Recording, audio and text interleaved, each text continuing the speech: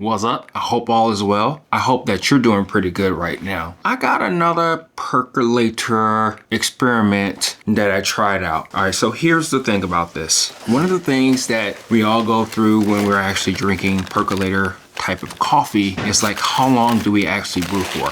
Some people do 5 minutes, some people do 10, some people do 20. So really, what are we doing here? What are we really trying to taste here? So those are some of the things that I hope to answer in this video. And if you have any questions or anything else, let me know, because these videos are being made because of you challenging me, asking questions, and I'm just, I guess, naive or crazy to even try them out. Here's the parameters right now. We did 800 grams of water. Please forgive me. All of these were done with tap water. It's a lot of water for percolator. I'm not gonna be drinking all of these, and you do need a decent amount of actual water inside of the percolator in order for it to actually brew or percolate. I tried with 400 grams, and this is actually a relatively big percolator. So I went ahead and did 800 grams of water. And then I did about 40 grams of coffee. So that's a 1:20 ratio, okay? Just remember that, all right? I went ahead and heated up the water on my kettle back there for just to get to 200 degrees, and then I put it on my burner that you'll probably see some B-roll of it to see what I'm talking about and all that good stuff. But whenever I saw the actual percolator do its thing, a couple pulses, probably about 3 or 4 pulses in a row, that's when I started the timer. So I did experiment 3 times. One at a 15-minute percolate, or let's just say brew. 15-minute brew. And then I did another one at a 10-minute brew. And then the last one was a 5-minute brew. I went ahead and also got the weight of the coffees. And then after I got the weight of the coffees, I went ahead and did a TDS because I'm just a geek and nerd about that. And I think it's very important that you probably know the information to like kind of give you an idea of really what's happening with the actual extraction of the brewing process in a percolator if you're just basing everything by time. The other thing that I made sure to keep constant was as soon as the temperature came on or started to percolate at a 3 level for the actual burner for all of these coffees. So they all had the same treatment. You know, I try to keep things as consistent as possible. And again, the only variable that changed was the actual time it took to brew the coffees. So I got the TDS and all that stuff, but we're not going to worry about the TDS yet. We'll worry about this at the end. I'm going to turn that over for now. Let's go ahead and start with, that's the 5-minute brew. This is the 10-minute brew. And this is the 15-minute brew. Let's go ahead and start with the 15 because it's a little bit cooler. I can tell the coffee's a little bit better. The 5-minute brew, I actually just finished brewing it. Here we go, 15-minute brew. Okay. A slight bitterness. This is a very light roast too, but it's smooth. It works. I wish it was actually amped up a little bit more, but I do like it so far. I don't know about you, but I always get this type of perfumey type of smell on a percolator type of coffee, if that makes any sense. Then that was a Brazilian light roasted coffee. All right, so here's the 10-minute brew.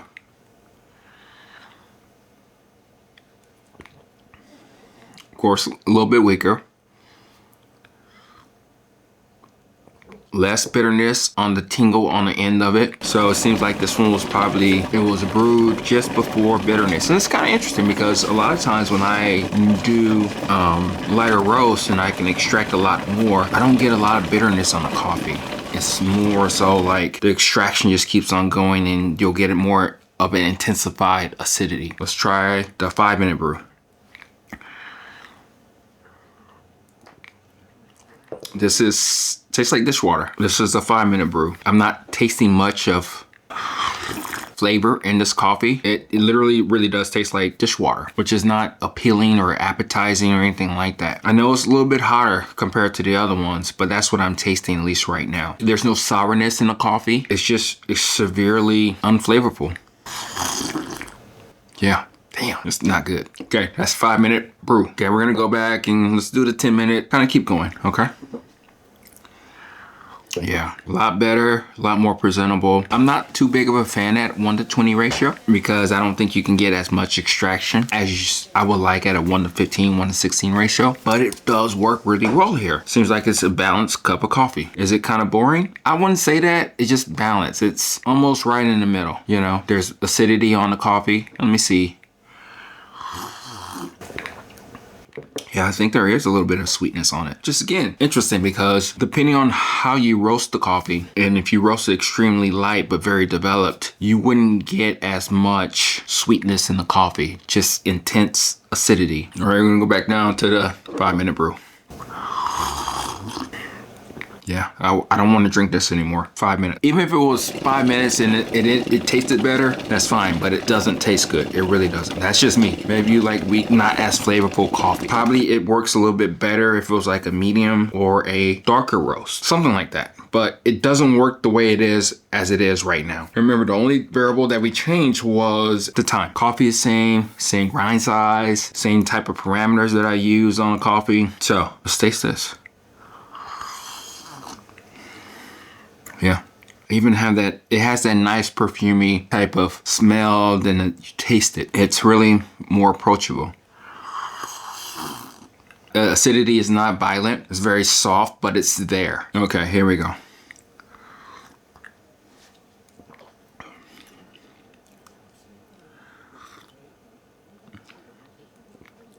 Slightly heavier. It has more of a chocolate type of undertone. It has like the chocolate taste that I really taste on it is a dark chocolate type of nuttiness, acidity on it. So I'm not talking about like a 60%, I'm talking like an 80-90% type of chocolate. So you get some of those bitter undertones, but it's still really good. I would love to see how clear and more pronounced this coffee is if I did third wave water or something like that. Yeah, I like both of them for different reasons. I like how much heavier this coffee is over here to my right, your left. I like how it's a little bit more complex because it has that chocolatey type of undertones onto it.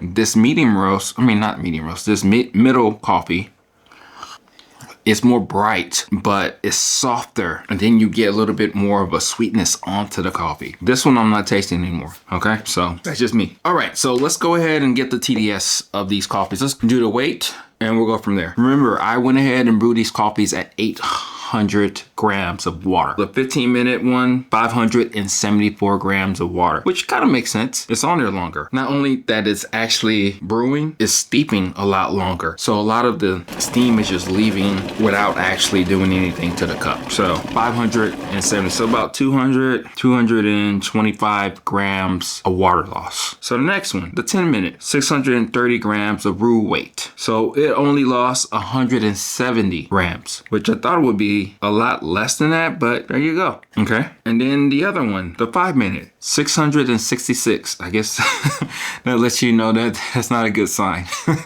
But of course it retained more water because it was percolating a lot less, which does make sense. So you already know if you're going to brew a cup of coffee that you're going to do it with more time, that you're going to lose a lot more coffee. So just take that into consideration when you're actually brewing your cup of coffee. Okay. Or if you don't really care about that, you care about the strength of the coffee, then just go that way. Okay. So the other one, so the TDS, 15 minutes, 1.42. So you're able to extract more at a 1:20 ratio with just time, which is pretty cool. And the taste and flavor was there. So 1.42 TDS. Just take the TDS with the strength level. That's how strong the coffee is. That lets you know how much extraction actually happened with the coffee. So the 10-minute, 1.31, 0.10 TDS less. So it's right in the middle. And it works out really well, which means that this is probably where you want the coffee to be at a 10-minute brew. Okay, so 5 minutes, 0.91, 0.91.